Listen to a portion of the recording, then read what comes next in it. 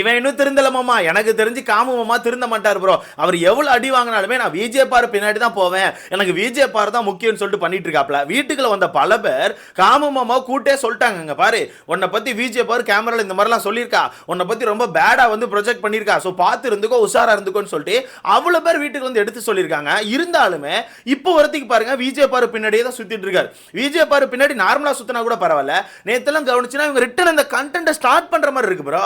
திரும்ப இவங்க ரெண்டு பேர் பேசுற விஷயங்கள் நடந்துக்கிற விஷயங்கள்லாம் பார்த்தீங்கன்னா திரும்ப அந்த கண்டென்ட் கையில் எடுக்கிறாங்க. ஏன்னா விஜே பாருக்கு பல வகையான இன்ஃபர்மேஷன் கையில் கிடைச்சிருக்கு, ஓகேவா. ஏன்னா வீட்டுக்கு கெஸ்டா வந்து ஒரு சிலவர் ஏகப்பட்ட இன்ஃபர்மேஷனை கொடுத்துட்டாங்க. அந்த வகையில் விஜே பார் ஒரு விஷயத்தை முடிவு பண்ணிட்டாங்க, காமு விட்டுறக்கூடாது, காமு கையில் வச்சுக்கணும்.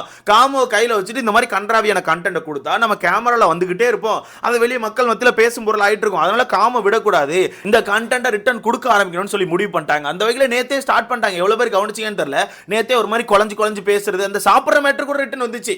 நேற்று பெட்ரூமில் நின்று ஏதோ பேசிட்டு அப்படி சாப்பிட போலாமான்னு சொல்லிட்டு அப்படி பேசிட்டு அந்த இடத்துட்டு கிளம்புற மாதிரி கிளம்புவாங்க.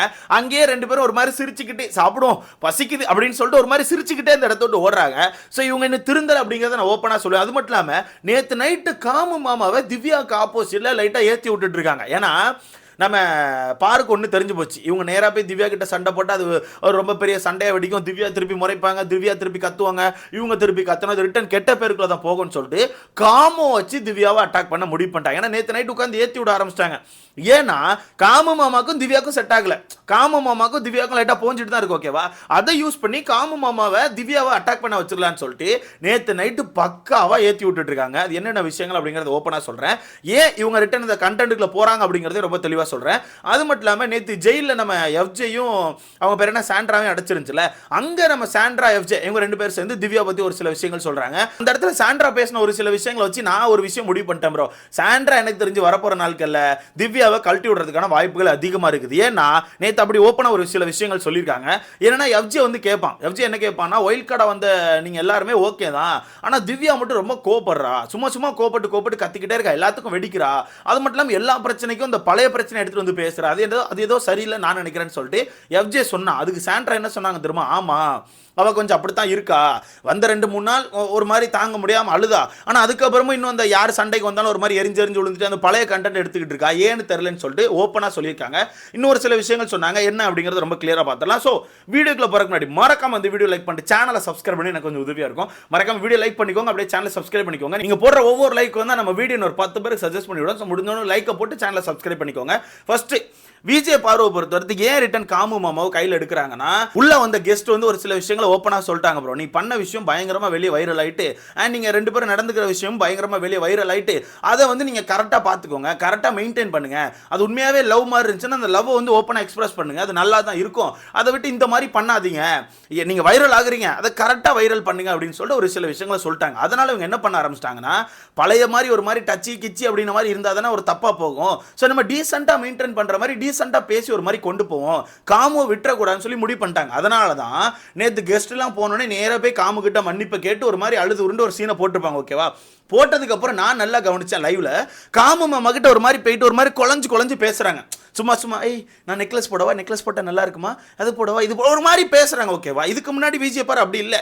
இதுக்கு முன்னாடி பிரச்சனை அவர்கள் இந்த விஷயத்தெல்லாம் உடச்சதுக்கு அப்புறம் விஜே பாரு கொஞ்சம் தள்ளி தான் இருந்தாங்க. பட் இப்போ வீட்டுக்கு வந்த கெஸ்ட் ஒரு சில விஷயங்கள் சொன்னதை வச்சுக்கிட்டு இதுக்கப்புறம் காமுவை விட்டுறக்கூடாது, அவனை வச்சு கண்டென்ட் பண்ணணும்னு சொல்லி முடிவு பண்ணாங்க. அப்போ நேற்றே மன்னிப்பு கேட்டு நேற்று ஈவினிங்லாம் பார்த்தீங்கன்னா நல்லா ஒரு மாதிரி குழஞ்சு பேசிட்டு இருக்காங்க.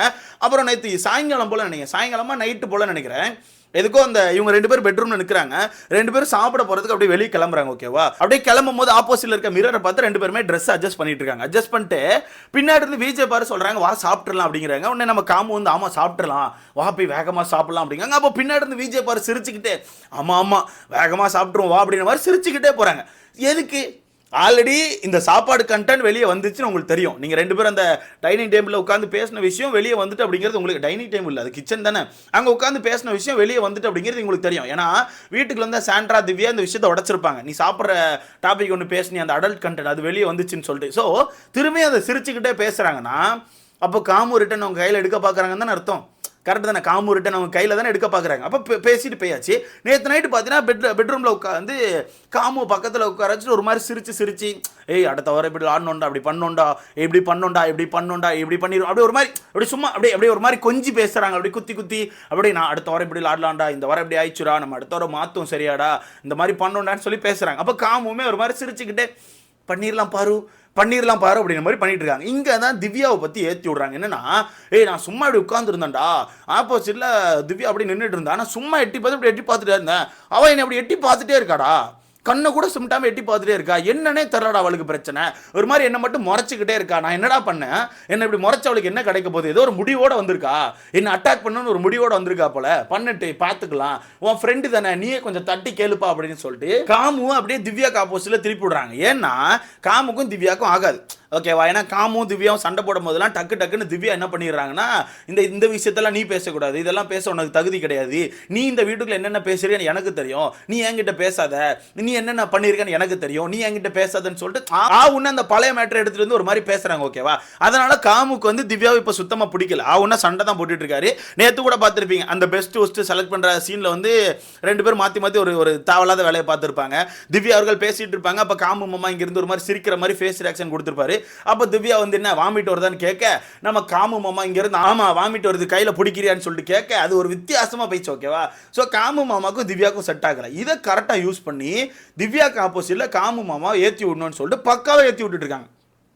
அப்போ அந்த இடத்துல காமு மாமா என்ன சொல்றாருன்னா, வீடு அவள் அப்படி கிடையாது, அவள் ஏன் இப்படி பண்ணிட்டு இருக்கான்னு தெரியல, சும்மா ஏதோ ட்ரை பண்ணிட்டு போறா, எல்லாம் கொஞ்ச நாள் தான், அதுக்கு மேலே செல்லுபடி ஆக மாட்டா, வெளியே போயிடுவான்னு சொல்லிட்டு காமு மாமாவும் ஒரு மாதிரி பேசிட்டு இருக்காப்ல. ஸோ இதோட எண்டு எங்கே போய் முடியும் தெரியுமா?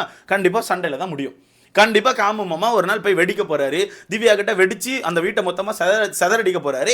அங்கே போயிட்டு அந்த தீயில வந்து நம்ம விஜே பார்வதி குளிர் காய்வாங்க. இதுதான் அவங்களுக்கான கண்டென்ட். ரொம்ப செல்ஃபிஷான கேம் தான் ப்ரோ. விஜே பார்வதிக்கான கேம் அப்படிங்கிறதே செல்ஃபிஷ் கேம் தான், அது நமக்கு தெரிஞ்ச விஷயம் தான், ஓகேவா? ஸோ இதை இந்த விஷயம் இருக்குல்ல, இந்த பழைய கண்டென்ட் எடுத்து பேசுறாங்கன்னு சொல்லி இது வீட்டுக்குள்ள இருக்க நம்ம காமு மாமாக்கு மட்டும் தோணல, வீட்டுக்குள்ள இருக்க சாண்ட்ரா அவர்களுக்கு ஃபீல் ஆயிருக்கு, ஓகேவா? ஏன்னா சாண்ட்ராவும் திவ்யா அவர்களும் தான் க்ளோஸா இருக்காங்க, ரெண்டு பேரும் தான் க்ளோஸா இருக்காங்க, ரெண்டு பேரும் மாற்றி எல்லா விஷயத்தையும் ஷேர் பண்ணிடுறாங்க. பட் நேற்று எஃப்ஜி வந்து ஒரு கொஸ்டின் கேட்பான், என்ன தெரியுமா? உங்களுக்கு ஃபீல் ஆகுதாக்கா இவ உன்ன கத்திக்கிட்டே இருக்கா, இப்போ ஒயில் கார்டா நீங்கள் 4 பேர் வந்திருக்கீங்க, 4 பேர் எல்லாமே ஓகே தான், ஆனால் இவன் மட்டும் ரொம்ப கத்துறா, எல்லாத்துக்குமே ஒரு மாதிரி டப்புன்னு வெடிச்சுக்கிட்டே இருக்கா, சின்னதாக ஏதாவது பேசினா கூட ரொம்ப ஒரு மாதிரி கத்தி டப்பங்கிறா, அது தேவையில்லாத விஷயம் மாதிரி எனக்கு தோணுதுக்கா அப்படின்னு சொல்லும் போது அதுக்கு சாண்ட்ரா என்ன சொல்றாங்கன்னா, ஆமாடா அது நானே நோட் பண்ணேன், பட் அவள் வந்து நிறைய ஹர்ட் ஆயிருக்கா, வீட்டுக்குள்ள வந்த முதல் நாள்ல இருந்தே எல்லா விஷயமும் ஆப்போசிட் பண்ணி நடந்ததுனால அவள் வந்து ஒரு மாதிரி பாதிக்கப்பட்டிருக்கா. ஏன்னா வந்த முதல் நாளே அவள் கையில் தூக்கி இதை கொடுத்துட்டாங்க, அது பேர் என்ன கேப்டன்ஷிப் கொடுத்துட்டாங்க, அவள் அந்த ப்ரெஷர்லேயே சுற்றிட்டு இருக்கனால கோவப்பட்டுக்கிட்டே இருக்கா, ஏன் முதல் நாள் உட்காந்து அளவே செஞ்சுட்டாடா அந்த ப்ரெஷர் தாங்க முடியாமல், ஸோ அது அப்படி தான் இருக்கான்னு சொல்லிட்டு சொல்கிறாங்க. சொல்லி முடிக்கும் போதே நம்ம எஃப்ஜி அடுத்த ஒரு கொஸ்டின் கேட்குறான், எல்லாம் ஓகே தான்க்கா, என்ன சண்டை போட்டாலுமே அவனு அந்த பழைய மேட்டர் எடுத்துகிட்டு வராங்கல்ல, உன்னா நீ இப்படி தானே பண்ண, இது எனக்கு தெரியும், நீ இப்படி பேசினால எனக்கு தெரியும்னு சொல்லிட்டு பழைய மேட்டர் எடுத்துகிட்டு வராங்க, இது தேவையில்லாத விஷயம் மாதிரி எனக்கு தோணுது, நீங்கள் என்னக்கா நினைக்கிறீங்கன்னு சொல்லிட்டு கேட்கும்போது அந்த இடத்துல சாண்ட்ரா அவர்கள் ரொம்ப தெளிவாக சொல்கிறாங்க, அதை நானும் யோசித்தேன், உன்னா என்ன சண்டை நடந்தாலும் அந்த 28 நாளைக்கு முன்னாடி நடந்த விஷயத்தை தூக்கிட்டு வந்து இப்படித்தானே பண்ணேன்னு சொல்லிட்டு இருக்கா, இது ஏன் சொல்கிறான்னு தெரியல, இது எனக்கே தப்பாக தான் தோணுது. ஏன்னா வீட்டுக்கு வந்தாச்சு, எல்லா கண்டென்ட்டை கொடுத்தாச்சு, எல்லாம் சொல்லியாச்சு, இதுக்கப்புறம் உள்ள கேமை தான் நம்ம ஆடணும், இன்னும் பல விஷயத்தை எடுத்துகிட்டு வந்து இப்படித்தானே பண்ணேன் நான் பார்த்துருக்கேன்னு சொல்லக்கூடாது, பட் அவள் அதை தான் பண்ணிட்டு இருக்கா, மேபி அது அவளுக்கான கேமாக இருக்கும் போலன்னு சொல்லிட்டு சாண்ட்ரா அவர்கள் பேசுகிறாங்க. ஸோ இங்கே எனக்கு தெரிஞ்சு சாண்ட்ரா அவர்கள் கொஞ்சம் தெளிவாக தான் இருக்காங்க. வரப்போகிற நாட்களில் மேபி திவ்யா அவர்கள் லைட்டாக எங்கே சொதப்பி ஏதாச்சும் நெகட்டிவில் மாட்டினா கூட எனக்கு தெரிஞ்சு சாண்ட்ரா மாட்டாங்கன்னு எனக்கு தோணுது. ஏன்னா அவங்க பேசுகிற விஷயம் எனக்கு அப்படி தான் ஃபீல் ஆகுது. பட் பார்க்கலாம் என்ன நடக்குன்னு சொல்லிட்டு. ஆனால் விஜய் பாரு திரும்பியும் காமு மாமோ கையில் எடுத்துட்டாங்க அப்படிங்கிறது உண்மை. நான் நேற்றுலாம் ஓப்பனாகவே தெரியுது, திரும்பியும் பெட்டில் உட்கார வச்சுட்டு பக்கத்தில் உட்கார வச்சுட்டு இப்படி பெட்டில் வந்து பாரு படுத்துருக்காங்க, நம்ம காமு மாமாட்டு சைடாக போய் உட்காந்து இப்படி மேலே இப்படி கை வச்சுட்டு இப்படி உட்காந்து பேசிகிட்டு இருக்காங்க, நம்ம விஜய் பாரு இப்படி குத்தி சும்மா அப்படி விரல வச்சு அப்படி நோண்டி இப்படி பேசிகிட்டே இருக்காங்களா, ரெண்டு பேரும் ஒரு மாதிரி அப்படி பேசுகிறாங்க.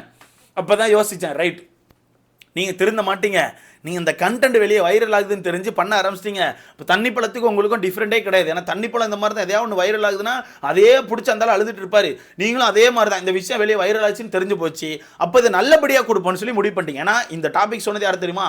பிரியங்கா அவர்கள். பிரியங்கா தான் சொன்னாங்க, இந்த வீட்டுக்கு ஒன்று பண்ணுறீங்க ரெண்டு பேரும், அது சில நேரம் பார்க்கும்போது அழகாக தான் இருக்குது, மேபி அது லவ்வாக இருந்துச்சுன்னா அது லவ்வாகவே காமிங்க, அதை லவ்வாக எக்ஸ்பிரஸ் பண்ணுங்க, இன்னும் அழகாக இருக்கும், அதை விட்டு தேவையில்லாத கண்டென்ட்டுக்கு போகாதீங்க, அதுதான் அழகாக இருக்காது, ஸோ லவ்வாக எக்ஸ்பிரஸ் பண்ணுங்க, இது நல்லா இருக்கும், மக்கள் ரசிப்பாங்கன்னு சொல்லி சொன்னாங்க. அதை பிடிச்சிக்கிட்டாங்கன்னு எனக்கு தோணுது. அதை பிடிச்சிட்டு இப்போ லவ்வா எக்ஸ்பிரஸ் பண்றாங்க பாருல, ஒரு மாதிரி காமுகிட்ட குழஞ்சு பேசுறது, சிரிக்கிறது, ஏதாவது கேட்கறது, இந்த மாதிரி விஷயங்கள் பண்ணிட்டு இருக்காங்க. இது எங்க போய் முடிய போகுதுன்னு எனக்கு தெரியல. இதை நீங்க நோட் பண்ணீங்களா? முக்கியமா நேற்று இந்த சாப்பாடு மேட்லாம் நீங்க நோட் பண்ணீங்களான்னு சொல்லிட்டு மறக்காம கமெண்ட்ல போடுங்க. அண்ட் திவ்யா அவர்கள் கொஞ்சம் கோவத்தை கண்ட்ரோல் பண்ணலாம்னு எனக்கு தோணுது. சும்மா டப்பன்னு வெடிக்காம கொஞ்சம் கண்ட்ரோல் பண்ணா நல்லது. இல்ல இப்படித்தான் வெடிப்பாங்க அப்படின்னு வெடிச்சாங்கன்னா அது விஜய் பாருக்கு தான் வரப்போற நாட்களில் பிளஸ் ஆகும். அது என்னோட கருத்து. உங்களுக்கான கருத்தை மறக்காம கமெண்ட்ல போடுங்க. அடுத்த பார்க்கலாம்.